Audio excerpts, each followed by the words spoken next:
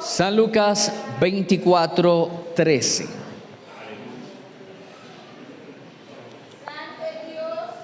Damos la gloria al nombre del Señor. San Lucas 24:13. ¿Lo tenemos? Leamos la palabra del Señor invocando al nombre del Padre, del Hijo y del Espíritu Santo. Amén. Bien, no sé si el hermano Yamir o la hermana Paula, alguno de los dos me colabora para leerlo antifonalmente. Bien, entonces voy a leer el versículo 13 y ustedes el siguiente y así hasta que terminemos en el versículo 35. Dice la palabra del Señor: y aquí dos de ellos iban en el mismo día a una aldea llamada Emaús, que estaba a 60 estadios de Jerusalén. E iban hablando entre sí de todas aquellas cosas que habían acontecido. Sucedió que mientras hablaban y discutían entre sí, Jesús mismo se acercó y caminaba con ellos. Mas los ojos de ellos estaban velados para que no le conociesen. Y les dijo: ¿qué pláticas son estas que tenéis entre vosotros mientras camináis, y por qué estáis tristes?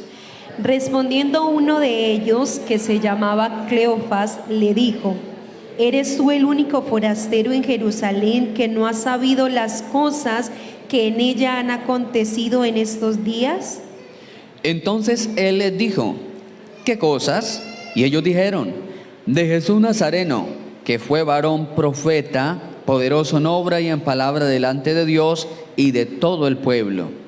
Y cómo le entregaron los principales sacerdotes y nuestros gobernantes a sentencia de muerte y le crucificaron. Pero nosotros esperábamos que Él era el que había de redimir a Israel. Y ahora, además de todo esto, hoy es ya tercer día que todo esto ha acontecido. Aunque también nos ha asombrado unas mujeres de entre nosotros, las que antes del día fueron al sepulcro. Y como no hallaron su cuerpo, vinieron diciendo que también habían visto visión de ángeles, quienes dijeron Que él vive. que Él vive. Y fueron algunos de los nuestros al sepulcro y hallaron así como las mujeres le habían dicho, pero a él no le vieron. Entonces Él les dijo: oh insensatos y tardos de corazón para creer todo lo que los profetas han dicho. ¿No era necesario que el Cristo padeciera estas cosas y que entrara en su gloria? Comenzando desde Moisés, siguiendo por todos los profetas, les declaraba en todas las escrituras lo que de él decían. Llegaron a la aldea donde iban y él hizo como que iba más lejos. Mas ellos lo obligaron a quedarse, diciendo: quédate con nosotros, porque se hace tarde y el día ya ha declinado. Entró pues a quedarse con ellos. Y aconteció que estando sentado con ellos a la mesa, tomó el pan y lo bendijo, lo partió y les dijo.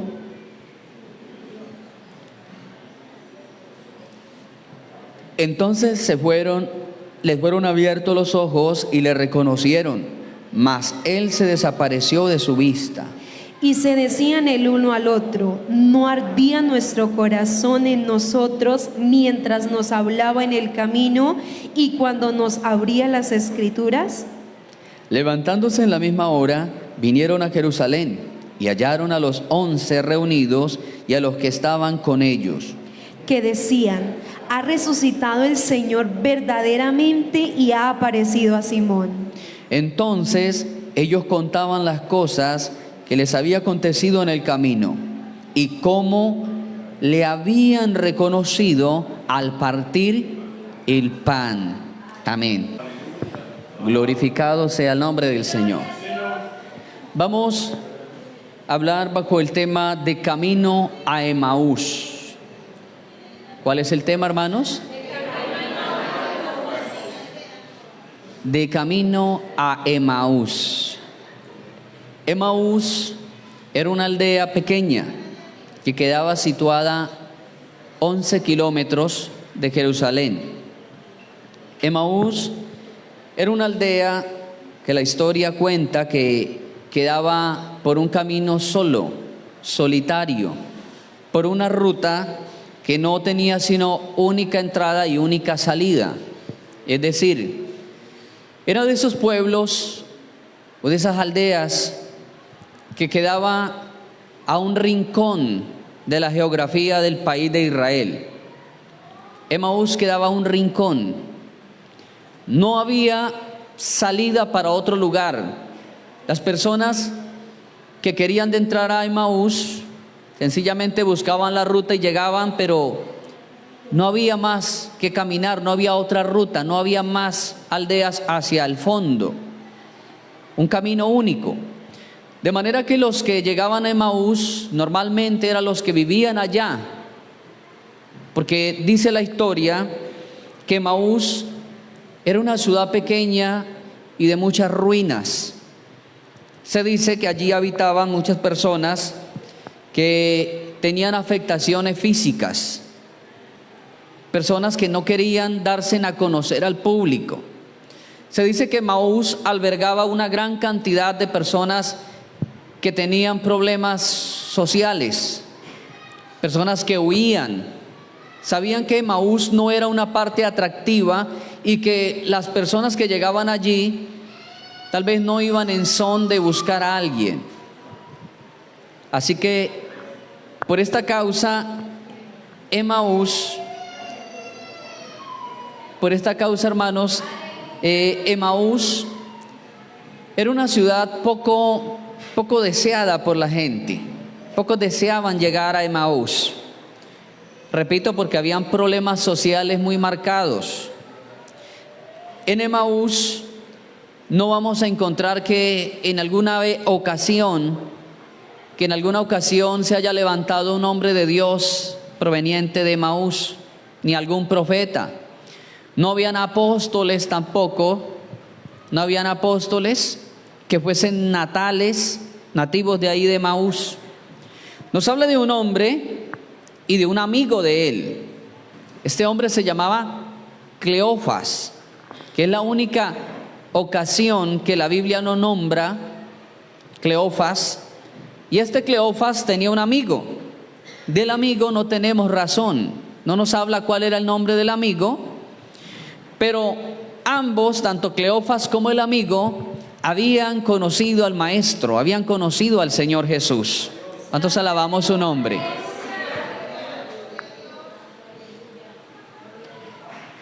Según la tradición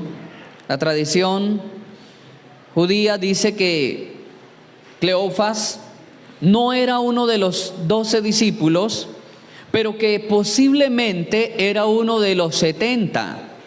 Porque acuérdese, hermano, que el Señor hizo tres comisiones.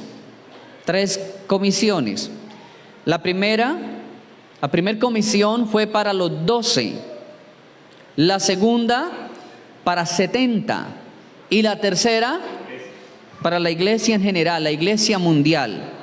Ahí estamos nosotros, en esa tercera. Y en esa tercera se le llama Gran Comisión, porque es supremamente amplia. Las primeras dos comisiones fueron para el país de Israel, para evangelizar Israel. Una cruzada evangelísticas acompañada de milagros, de señales, de prodigios y de cosas portentosas para demostrar que el tiempo del Mesías había llegado y para demostrar que el reino de Dios se había acercado a la humanidad.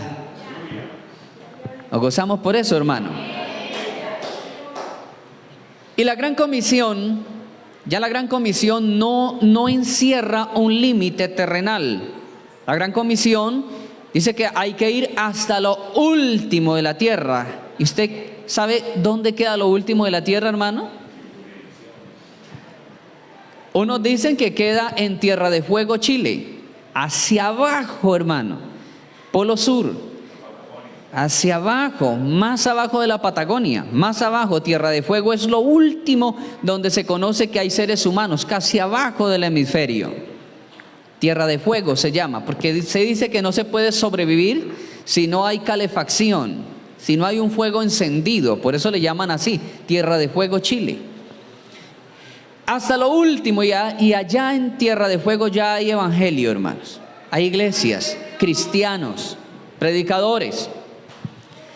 El evangelio ha llegado no solamente de forma presencial, también a través de los medios, de forma escrita, de forma televisiva, a través en línea de internet.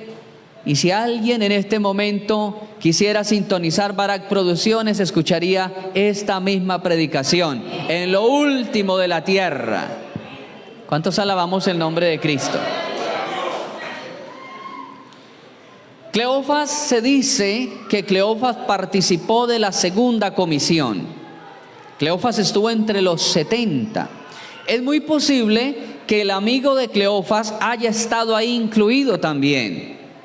Ahora, hermanos, ¿cómo se integró Cleofas y el amigo? ¿Cómo se integraron al equipo del maestro? ¿Cómo se integraron? Porque no solamente estuvieron cuando el Señor estuvo en lo pleno de su ministerio, no solamente se integraron ahí, ellos estuvieron también en el tiempo de la resurrección hasta el día de la ascensión. Ellos estuvieron dentro de ese grupo de muchas personas que vieron al maestro ya de forma resucitada, en un cuerpo glorificado.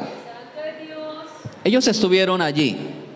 Entonces tengamos bien presente que Cleofas no fue parte de los 12, para que usted de pronto no diga, ¿y cuál de los 12 discípulos se llamaba Cleofas?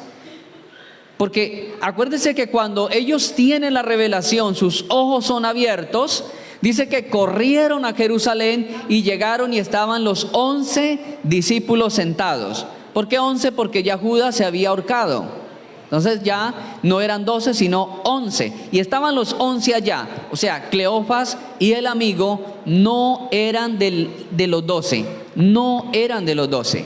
El Señor tenía un grupo de trabajo, pero también tenía un grupo de amigos. Tenía 70 personas que le colaboraban, pero de esos 70 tenía un círculo más estrecho que eran los 12. Y de esos 12 tenía un círculo más estrecho todavía, que eran 3. ¿Cuáles eran?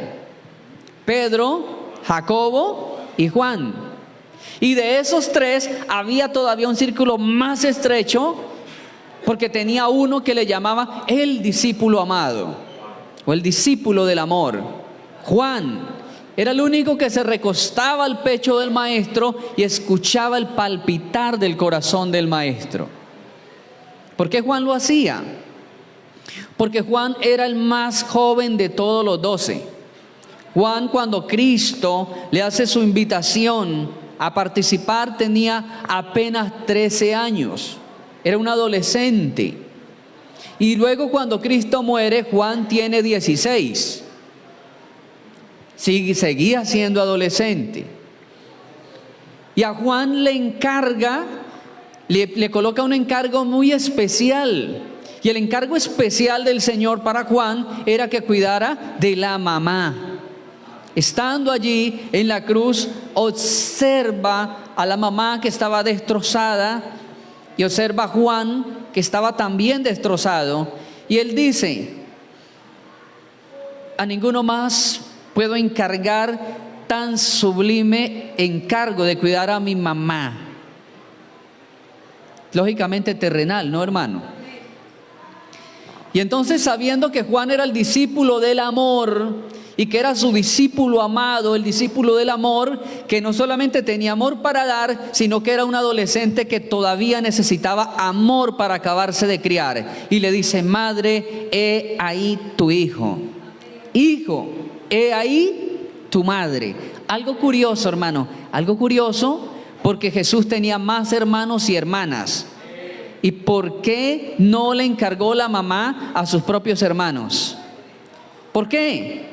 Porque dice la Biblia que hasta que Jesús murió y resucitó, sus hermanos no creyeron en él. Ellos no creían que el que estaba en la cruz era el Hijo de Dios. Y como no creían, el Señor no podía encargarle a una mamá que había creído, una temerosa de Dios, no podía encargárselo a una partida de incrédulos. Así me hago entender, hermanos. Gloria al Señor. Este Cleofas y su amigo, ¿cómo llegaron a ser parte del equipo del Señor? ¿Cómo llegaron? ¿Cómo llegó la noticia hasta Emaús? Si Emaús era la ciudad de los desesperados, Emaús era la ciudad de los tristes, de los aborrecidos de la sociedad de aquel tiempo. Dice la palabra de Dios que la fama del Señor Jesús se divulgó por todas las aldeas, se divulgó por todas las regiones y se divulgó por toda la tierra alrededor, llegando a partes lejanas como lo era Etiopía en África, en Egipto, en Siria. Muchas naciones escucharon la fama tremendísima del Señor. Ahora, vamos a hacer una contextualización de cómo llegó Cleofas y su amigo al equipo de los 70 servidores del Señor. Hagámoslo de una forma contextualizada y supongamos que Cleofas y su amigo estaban desempleados y que estaban pensando, ¿qué vamos a hacer, amigo? No podemos dejarnos morir de hambre, tenemos que hacer algo para salir de esta situación. El uno al otro le dice, yo quisiera ser famoso, yo quisiera poder algún día salir de este rincón, de este hueco. Yo quisiera escribir alguna crónica, algo maravilloso, pero ¿qué hacemos? ¿Qué hacemos, amigo, para cambiar nuestra situación? ¿Qué hacemos? Mientras ellos habían tenido esa charla, alguien llega de Jerusalén y llega hasta Emaús diciendo, alguien grande se ha levantado en todos los contornos de Jerusalén. Es alguien tan grande que hacen fila las personas. Debe ser un millonario, debe ser un gran empresario que llegó a nuestro país Israel, porque toda la gente lo sigue. Hay filas de 3,000, de 5,000, de 8,000 y de 10,000 personas. Y todos quieren saber y entrevistarse con ese gran empresario. Debe ser un hombre de una multinacional. Enseguida Cleofas le dice, ¿y qué estamos esperando? Puede ser nuestra oportunidad de trabajo, nuestra oportunidad de fama. Vamos a buscar el gran empresario. Y parten de Jerusalén, empacan sus maletas, parten de de Emaús, y van a Jerusalén y van en busca del rastro, de la pista de ese súper gran empresario. Y lo van buscando. Provincia a provincia, la gente dice, anoche estuvo aquí, pero él tomó una barca y pasó al otro lado. Pasaban al otro lado y decían, aquí estuvo en la mañana, pero volvió a pasar al otro lado. Otros decían, aquí se quedó 1 hora, pero salió para otra ciudad. Van corriendo de ciudad en ciudad hasta que por fin encuentran a tan anhelado hombre famosísimo que ellos están buscando.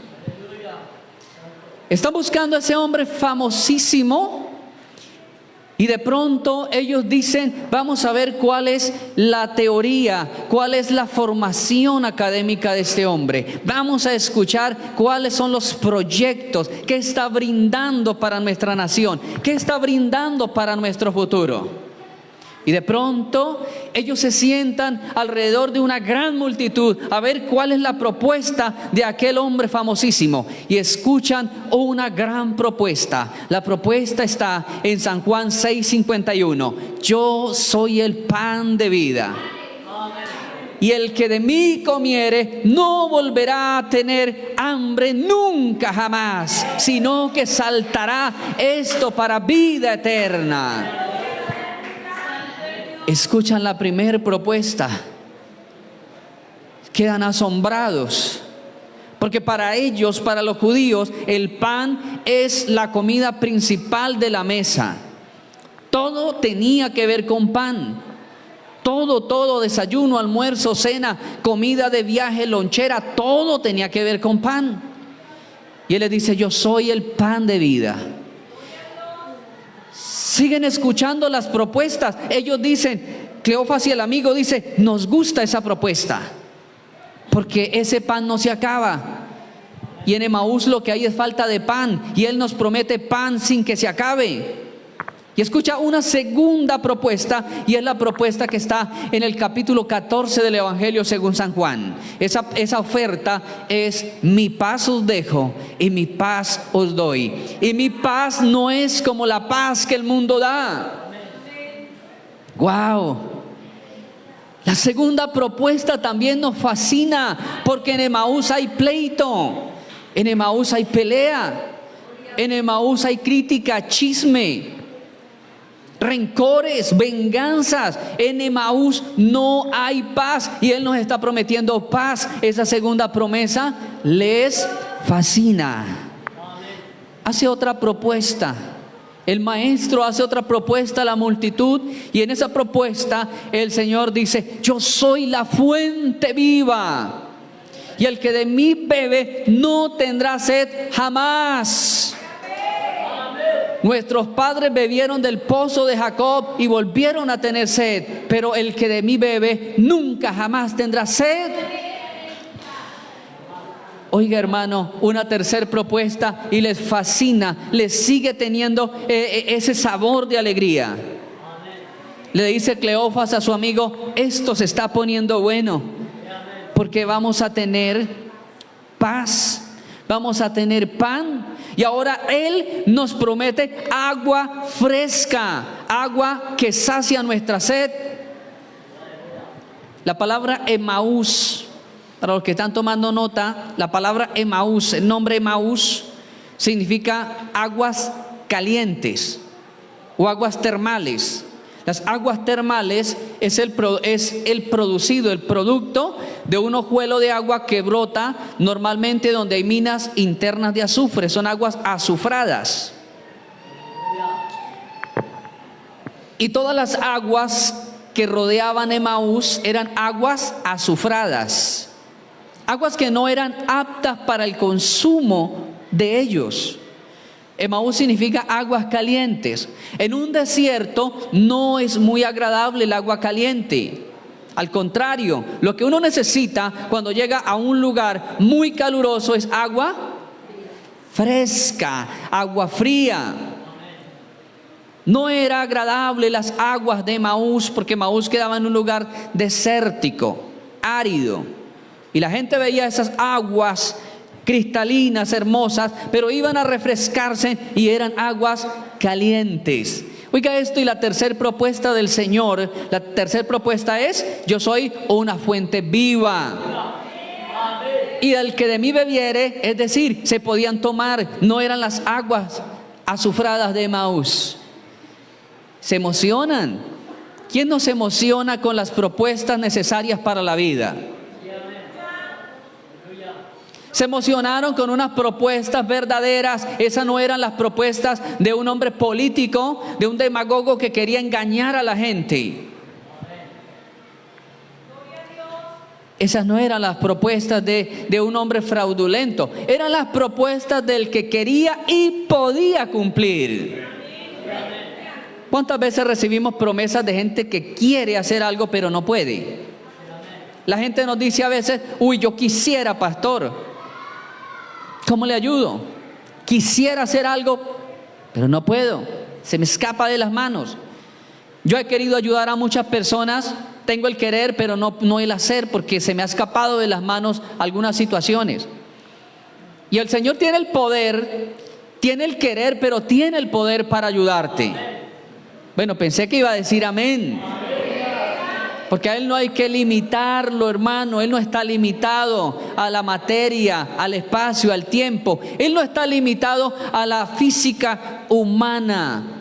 Y la física humana nos habla de tres limitantes, que es la materia, el espacio, el tiempo. Pero para el Señor todo esto es nada. Así que a Cleofas y a su amigo les fascinan esas tres propuestas. Les fascina que hay aguas, que hay paz y que hay pan. Y ellos dicen: este es el tipo que nosotros estamos necesitando. Así que ellos salen de Emaús y dicen definitivamente aquí nos quedamos con este hombre. Y se van siguiéndolo tan de cerca, que cuando el Señor dice, necesito 70 personas que me acompañen a una labor. Necesito 70 que no me sigan por pan ni por vestido, sino porque han creído en mis promesas. Y entre esos 70 se lanza Cleofas y el amigo de Cleofas. Porque ellos habían creído a las promesas, no lo seguían porque miles lo estaban siguiendo por lo que él estaba haciendo, por los milagros, por la comida. Pero cuando él necesita 70, el requisito era, necesito 70, y esos 70 no van a llevar plata, no van a llevar oro, no van a llevar cobre, porque eso eran los materiales para comprar, eran los materiales de intercambio, porque normalmente se utilizaban materiales de intercambio por otros, lo que comúnmente se llama trueque.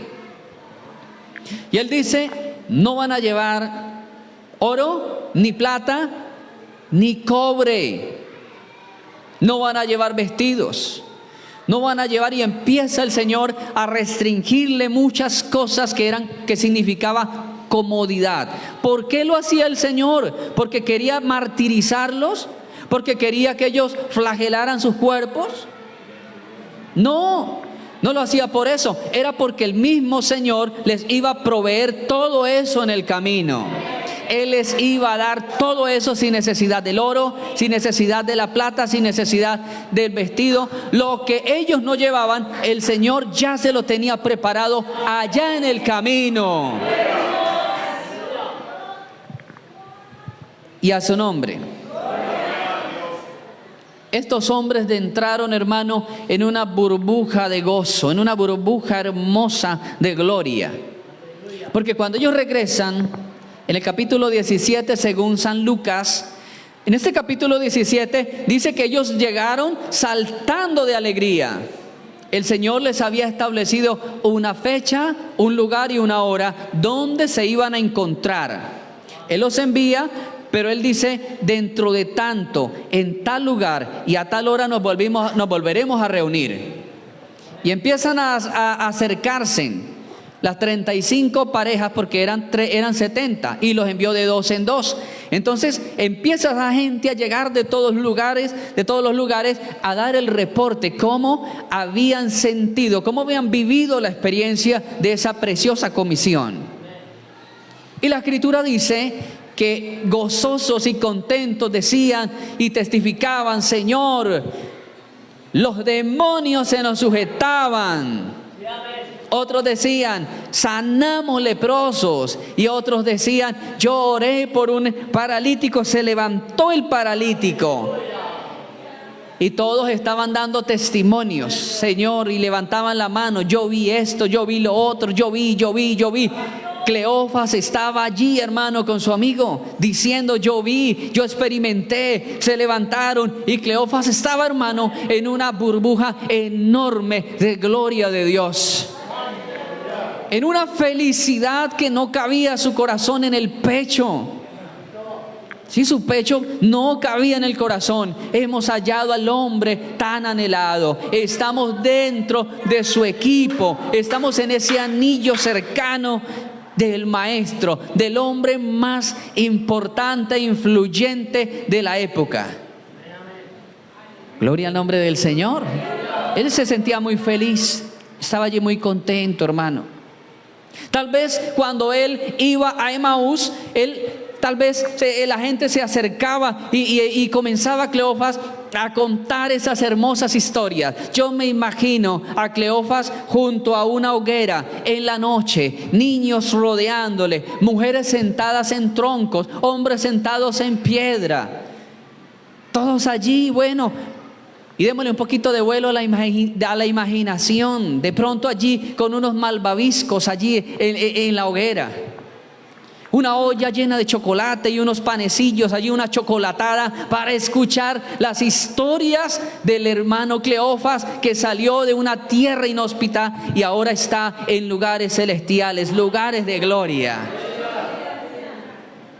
Yo me imagino a la mamá de Cleofas sacando pecho y caminando ahora derecha delante de sus comadres y diciéndole: comadre, cuando tengan una petición me la pasan a mí y yo se la paso a Cleofas, porque él es uno de los del anillo de seguridad de Jesús de Nazaret.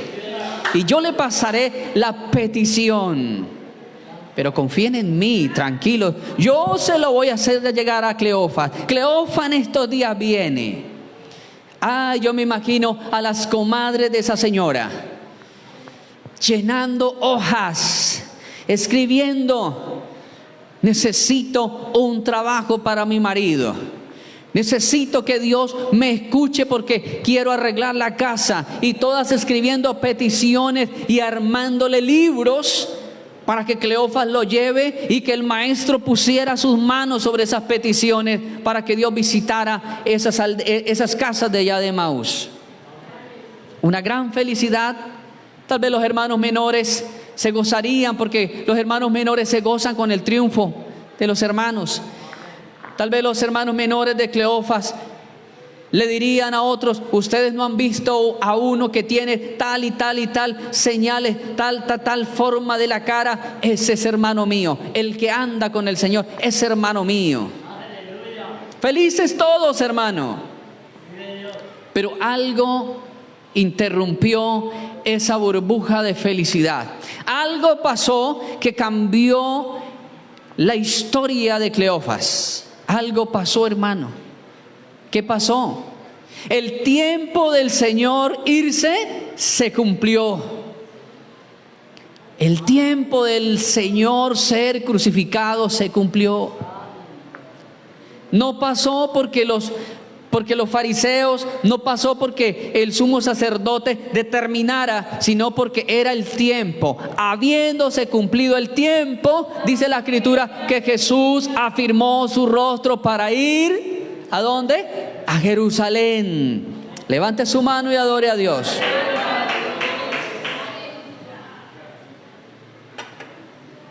Y a su nombre. ¿Cuántos alaban el nombre de Cristo? Mi hermano, algo pasó allí tremendo que cambió la historia de Cleofas. Llegó el día en que el maestro tuvo que subir a Jerusalén. Y llegó el momento en que ni el mismo Señor quería sufrir. El momento que uno de los evangelistas dicen: la hora de las tinieblas ha llegado. La hora de las tinieblas. Es decir, a las tinieblas se le permitió hacer de todo en ese momento. La hora de las tinieblas había llegado. El Señor había sido apresado, luego maltratado y luego conducido al lugar que se llama el lugar de la calavera. Fue crucificado. Le pusieron en un sepulcro nuevo. José de Arimatea y Nicodemo lo llevaron y le pusieron allí en un sepulcro nuevo. Los soldados rodaron una piedra y luego el sumo sacerdote mandó a sellar la piedra. Hace poco estuvimos hablando acerca de los sellos, cómo los sellos servían también para fijar una roca. La tumba quedó sellada. La tumba quedó sellada.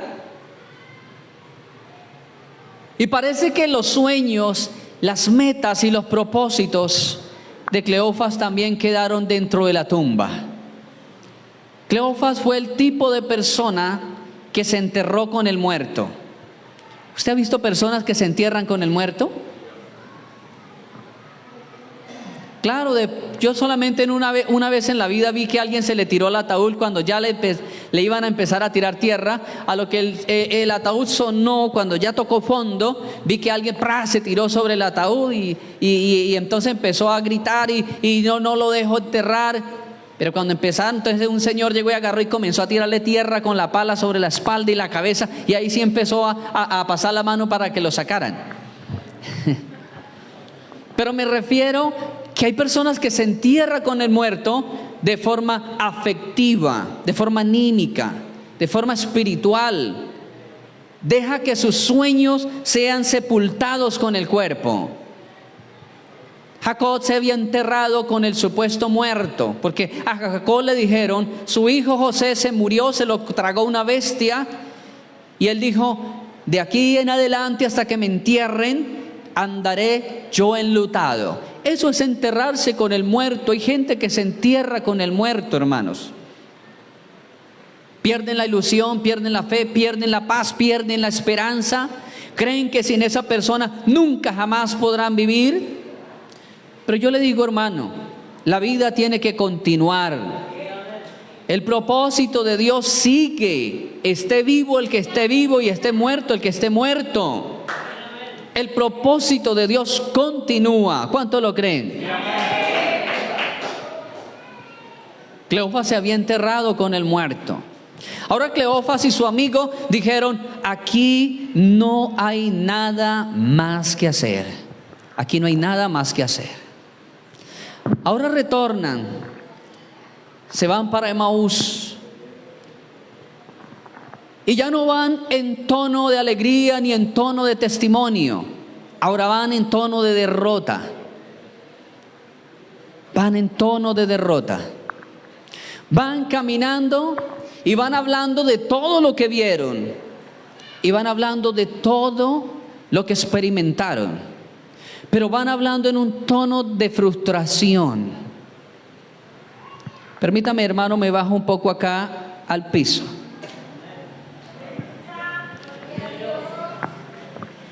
Y ellos van hablando de una forma frustrada. Y de pronto alguien aparece detrás de ellos. Venga, hermano Yamir. Venga usted. Amén. Y entonces ellos iban hablando. Usted me va a seguir. Ellos iban hablando. Qué lástima.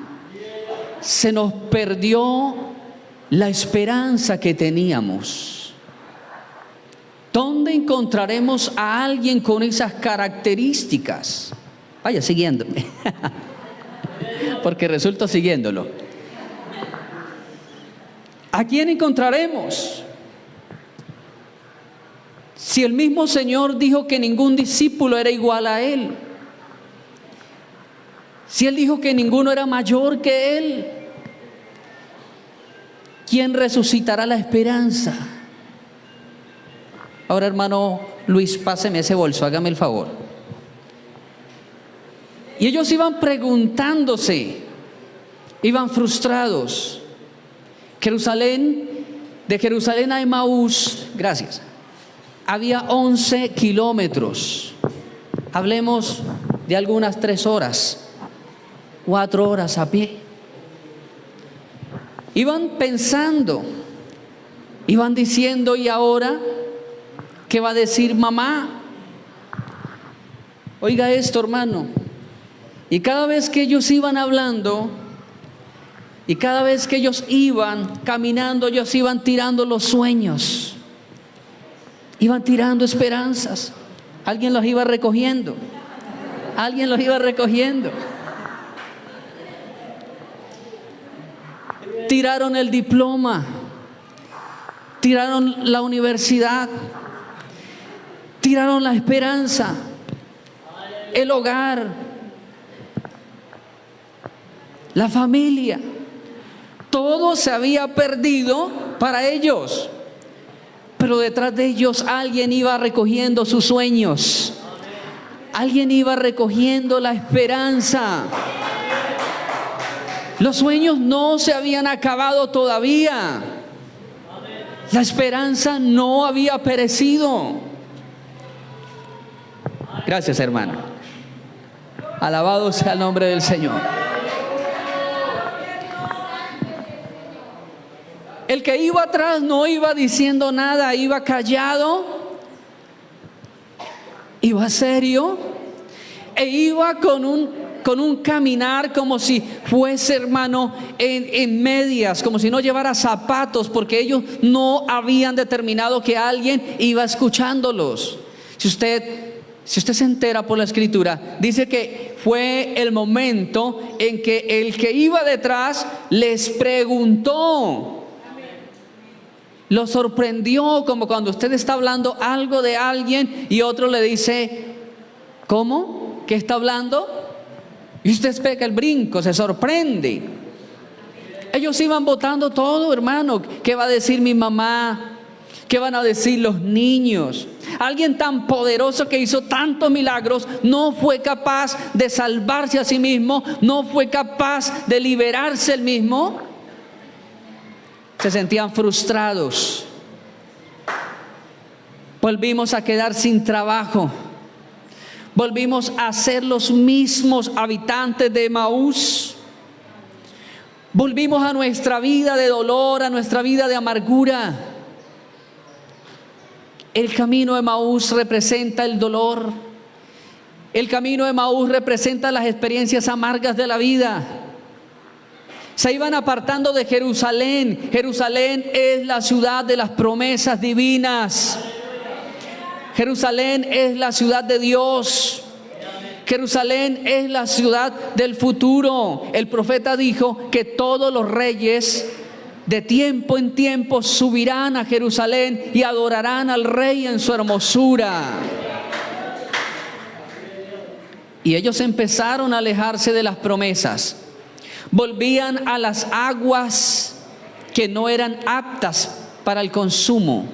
Volver al lugar venenoso. Volver al lugar del desierto. Volver al lugar del olvido. Ellos iban para el lugar del olvido. Pero de pronto escuchan una voz. De pronto escuchan una voz y esa voz en tono de interrogación le dice: ¿qué son esas prácticas que tienen ustedes? ¿Qué son esas charlas? Mire, amado hermano, tal vez cuando usted ha hablado solo, cuando usted ha hablado con alguien y piensa que ninguno le está escuchando, el Señor está parado detrás de usted escuchándole. Tenga cuidado con lo que habla. Tenga cuidado. Porque así hable usted en tono muy suave, así hable de forma de murmullo, ahí está el Señor. El Señor le pregunta: ¿qué están hablando? Me sorprende la forma en que ustedes hablan. Cleofas le dice: ¿es que acaso no has escuchado? ¿No has escuchado de aquel Jesús? Oiga esto, vamos al texto.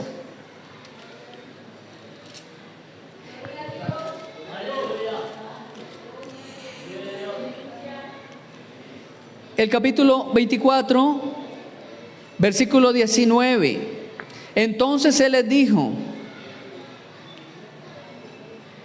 ¿qué cosas? Y ellos le respondieron: de Jesús Nazareno, que fue, oiga esto, lo dice en tiempo pasado, ¿qué fue? ¿Qué fue qué?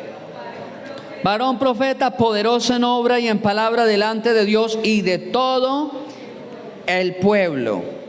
¿Cómo le entregaron los principales sacerdotes y nuestros gobernantes a sentencia de muerte y le crucificaron?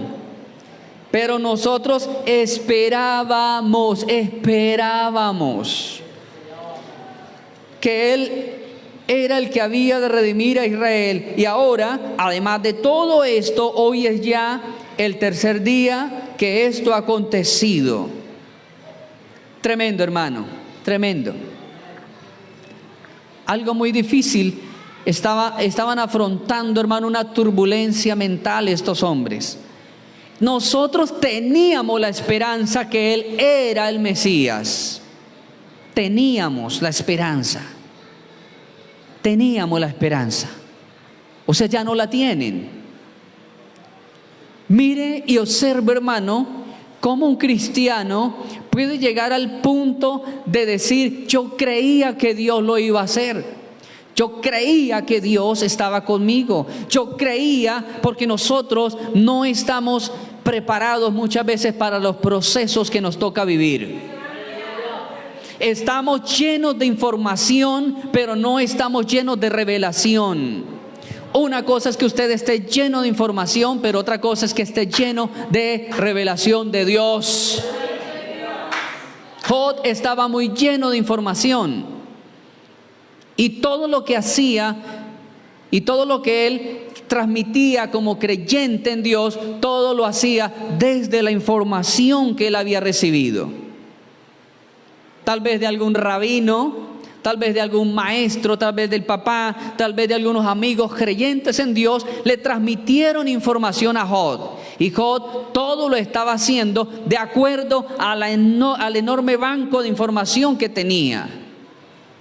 Pero en el capítulo 42, versículo 5, Job dice: yo salí de la información y ahora ando en la revelación. Porque él dijo: de oídas te había oído, pero ahora mis ojos te ven. Hay una gran diferencia, amada iglesia, entre usted andar por información o andar por la revelación. Cuando usted anda por información, cuando usted es una persona llena de información meramente, los procesos le van a golpear. Fuerte, hermano. Todos los procesos que vengan le van a golpear en la cabeza, le van a golpear en el corazón, le van a golpear el ánimo, le van a golpear allí los valores, le van a golpear la ética. Cuando usted es una persona de revelación, no importa lo que venga, usted va a decir como Pablo dijo: ni la vida, ni la muerte, ni lo alto, ni lo profundo, ni ángeles, ni potestades, ni principados, ni lo presente, ni lo futuro, ni lo porvenir, nada me podrá separar del amor de Dios que es en Cristo Jesús. Ahí está la diferencia. ¿Andas por información o andas por revelación? Algunos oran por información, porque es que a mí me enseñaron en el cuadernillo de recién convertido que el cristiano que no ora, el diablo lo devora. Y yo ayuno, porque si no ayuno, creyente que no ayuna, el diablo lo desayuna, dice. Creyente que no ora, el diablo lo devora, y creyente que no ayuna, el diablo lo desayuna. A mí me enseñaron eso cuando yo estaba recién convertido. Información, me dieron información. Y hay personas orando por información, ayunando por información. El pastor anunció que el sábado hay ayuno congregacional y yo voy allá porque es la información que dio el pastor. Pero llega aquí a esperar que el que dirige el ayuno le diga por qué ayunar. Eso es ayunar por información. Orar por información es cuando usted se arrodilla y después de que se arrodilla comienza a decir: Padre Santo, te adoro, aleluya, gloria a Dios, santo. Y mientras usted está diciendo eso, está buscando: ¿y ahora por qué oro? Allá mentalmente: ¿y ahora qué digo? ¿Y ahora por qué oro? Se arrodilló por información. Ni siquiera traía, hermano, un asunto urgente por qué orar. Se arrodilló a ver qué me sale. Por eso sale haciendo unos revueltos, hermano, unos revueltos en la oración. Como un hermano que oraba y decía: Señor, ten misericordia de mi hermana, ayuda a mi hermana, bendiga a mi hermana, guarda a mi hermana, salva a mi hermana. Pero si la perra vuelve, yo no le pego, Señor, te prometo que no le pego. Pero no era que estuviera tratando a la hermana así. Era que una perrita de la casa le robó la carne mientras él se fue a lavamanos, y cuando él se dio cuenta, la perrita había saltado la mesa, se le llevó la carne, tomó allí un lazo, la levantó de las manos, la castigó bastante, y ya llevaba 3 días la perrita que se había escapado y no había vuelto. Y mire cómo estaba haciendo los revueltos. Un hermano que estaba escuchando de inmediato: hermano, ¿cómo se le ocurre tratar a su hermana de perra? ¿Cómo se le ocurre, hermano? El Señor no oye eso. Y entonces él comienza a explicarle: no, es que estaba orando por mi hermana y me acuerdo de inmediato de orar por la perrita que estaba desaparecida. Porque a veces se ora, hermano, así, se ora bajo información. Se diezma a veces bajo información, se ofrenda bajo información. Pero qué bueno es cuando nuestros valores en la iglesia se practican a través de la revelación. Y cuando yo hago algo, por la revelación de Dios, yo lo hago con convicciones. Lo hago con una certeza, lo hago porque me nace en el corazón, lo hago porque amo a Dios y lo hago porque con todo mi corazón creo que mi Dios está recibiendo lo que yo estoy haciendo. Ellos habían hecho todo eso, la misión de los 70 la habían hecho bajo información. Y se les aparece el caminante y el caminante empieza a hablar de lo que la Escritura decía acerca del Mesías. Y dice que llegó un momento en que su corazón empezó a palpitar tan fuerte. Porque parecía que se le saliera del pecho el corazón. Ellos empezaron a sentir lo que sintieron en la primera reunión, cuando empezaron a escuchar las propuestas del maestro, lo que 3 años atrás habían escuchado, lo que sintieron hace 3 años, lo empezaron a sentir ahora otra vez. Su corazón se aceleró, su respiración se hizo densa. Y se sentaron, y dice la palabra del Señor que Él se les reveló a ellos cuando Él tomó el pan y lo partió, porque el Señor tenía una forma particular de partir el pan. Él tenía una forma única de repartirles. Y cuando Él toma el pan de la misma forma y cuando Él empieza a fracturarlos, hermanos, ellos se quedan ambos fijos mirando cómo lo está haciendo y ambos se voltean a mirar. ¿Lo hace como Jesús? ¿Lo tomó como Jesús? ¿Lo va a partir como Jesús? Y no solamente lo hacía, lo partía, lo tomaba como Jesús, era el mismo Jesús partiendo el pan. Dios se va a revelar a su vida cuando usted asimile todo su proceso con Jesús.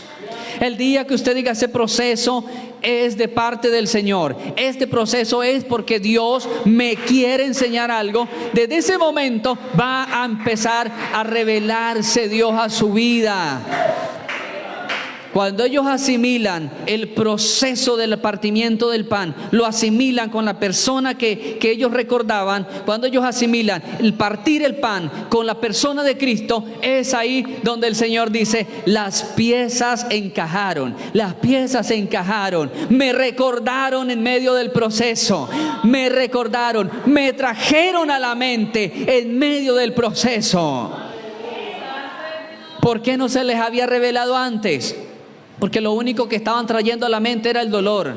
Lo único que traían a la mente era la dificultad, era el complejo, era el resentimiento. Pero cuando ellos miran cómo parte el pan, se acuerdan de Cristo, se acuerdan de cómo partió el pan.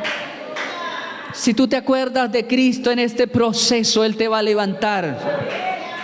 Si tú te acuerdas de que Cristo sufrió y padeció mucho más que tú, pero se sentó victorioso, se levantó victorioso. El camino a Emaús nos trae revelación, amada iglesia. Pero Emaús no es nuestra casa. Emaús no es nuestra casa.